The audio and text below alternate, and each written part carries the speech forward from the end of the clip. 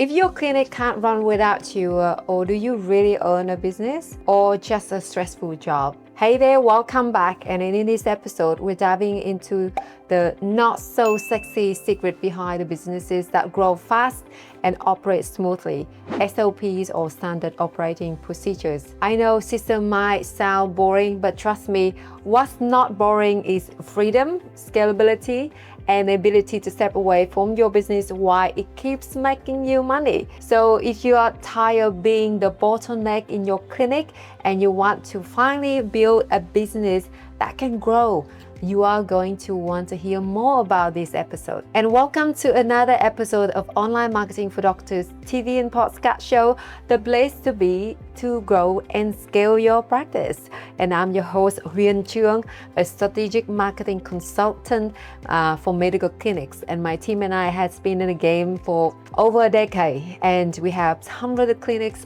across Australia, the UK and US, Singapore, India, Canada, New Zealand, and beyond to thrive using our proven patient generation system. And today we dive into a two-part episode series, and I'm talking about the part 2, the power of systems, ability to fire yourself. And I leave the link to part 1, why SOPs and business systems are great investments for your practice, in the show note below so you can check it out. And let me ask you a question. If you went overseas for 6 months and leaving your business behind, and when you came back, would it be in a better or worse shape than when you left it? Would you even have a business left to come back to? And if you answer in the negative to either of these questions, then it's likely you don't have a business. Rather, you are the business. And many small businesses, especially when they are sole operators or where owner partners work in the business, make the mistake for the reason outlined above of not thinking about the system. And after all, the business is small and the founder or founders perform all the roles. Unfortunately, this thought process dooms them to staying small and remaining a prisoner in their business. And they often find themselves in a catch-22 situation. They have no time to work on the business because they are too busy working in the business. And they can't get away from the business because they haven't developed documented systems and processes. So they're stuck in a business that has become a self-made prison. And don't get me wrong, they may be financially successful. Their business may be thriving with a loyal base of customers, but the problem is they are stuck shackled to their business. If they were to leave or get sick for an extended period of time, their business would cease to exist. And the problem is that all know-how of the business is stuck in a silo between their ears, and the only way out is to make time to create and document these business systems. And thankfully, this daunting process is not that difficult when we break it into chunks. And our goal is to eliminate the biggest bottleneck from your business, which is you. And even if you're not looking to get out of your business immediately, the day will come when you need to take time off, wanting to go on to another venture or employ more staff or even sell your business. When the time comes, you'll be thankful you follow this advice. Your job as an entrepreneur or clinic owner is to be an innovator and a builder of systems. And if you are a sole operator right now, it's important to think long-term and think bigger. And the first part of the process is to think of your business as being 10 times the size it currently is right now. And if that were the case, what roles would exist? For example, would you have someone taking care of the bookkeeping, someone else in the shipping, another person in sales, a marketing person, and so on? You get the idea, right? If you're a sole operator or small business, it's not a problem if you currently perform all or most of the roles in your business, but it's a problem if you currently have to perform all of the roles in your business. You are indispensable. You are a bottleneck, and business will only move as fast as you can.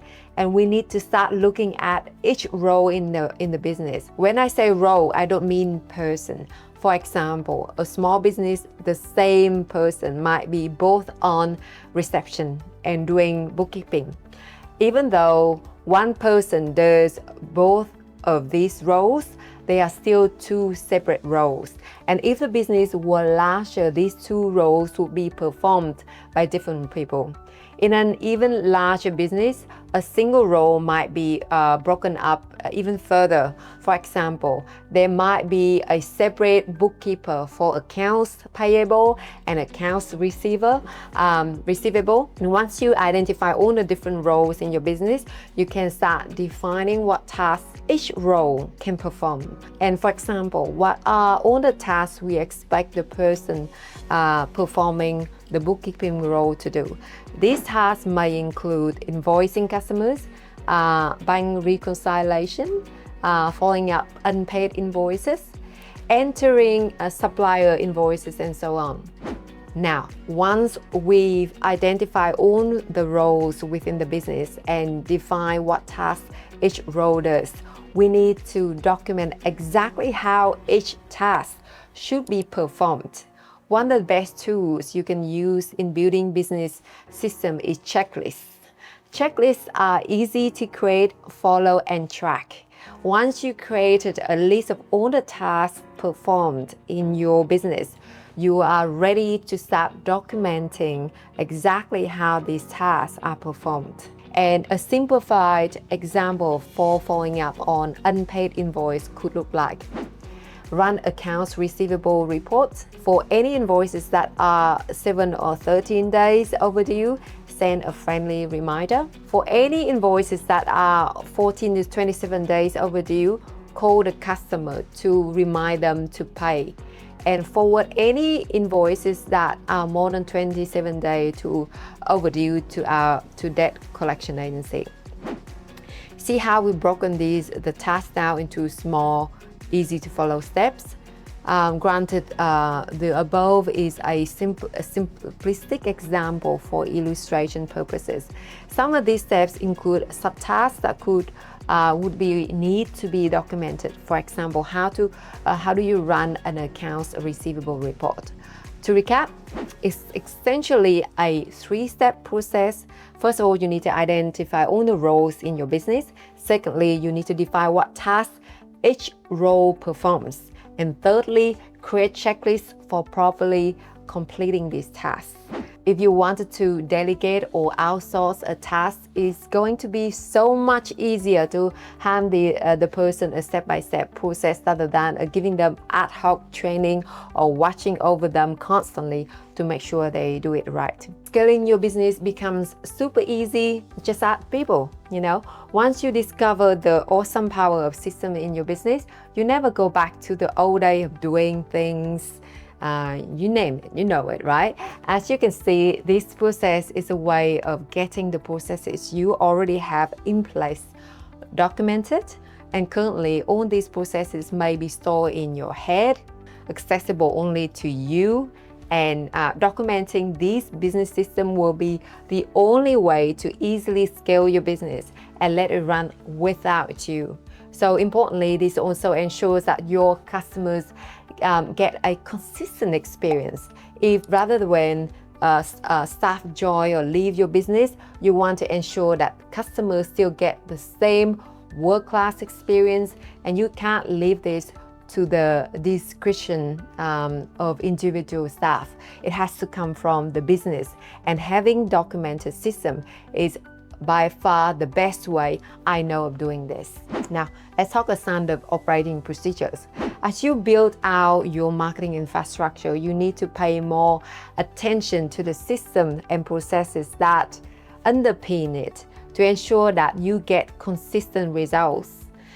Standard operating procedures, or SOPs, are step-by-step instructions or guidelines that help you and your team carry out your daily operations consistently, efficiently, and where relevant, safely. They are essentially detailed recipes for completing tasks and processes within your businesses. SOPs ensure your team follows the same process each time they perform a task. They help maintain quality, reduce errors, and improve overall productivity. They can also be your secret sauce and documenting the unique way you create or deliver what you do. Your SOPs can be simple text-based documents or include some embedded screenshots and videos. Some of our clients frequently use videos and screen recording tools to create SOPs because it's faster and easier to just record what you're already doing than trying to describe each step. Each approach lets you visually demonstrate the steps involved in performing a specific task. You can also add a voiceover to your screen recording to provide supporting explanations and guidance. A centralized place to house your SOPs where your team can easily find them is also important. And finally, ensure you have a process to periodically add to and update your SOPs as needed. And also get your team members to document their own work. And sometimes if you are writing SOP for someone else, the theory and practice diverge so much that the instructions will be irrelevant and unrealistic. So your SOP are valuable intellectual property, and collectively they make up a key component of your business system. Systems allow mere mortals to run extraordinary businesses. And for a long time, I wanted to read a detailed and practical book on business system. And fortunately, I found a great book written by David Jennings called Systemology, and check it out, okay? And creating and maintaining your SOPs and business system is a great investment. The time you take to do so, you get back many times over, making your business much more valuable. And doing this facilitates 3E entrepreneur freedom: expansion, escape, and exit. Expansion is about scaling your business and marketing operations in a high leverage way without going insane. Escape is having the ability to step away from the business and come back knowing things are running as well or even better than when you left them. And exit. Many people say they love what they do and don't want to sell their business. That's totally fine, and I get it. Why well-systemized business is valuable to a prospective acquirer is also valuable to you because it gives you options. And here's the closing part of this episode. If you're serious about scaling your practice and creating more freedom in your life, SOPs aren't optional, okay? They're essential. And the good news, you don't need to systemize everything overnight. Start more and start now. And if you want help building your marketing system and SOP from ground up, let's chat. Head to onlinemarketingfordoctors.com and book a free strategy call with our team. Until next time, build smart and scale fast. Bye for now.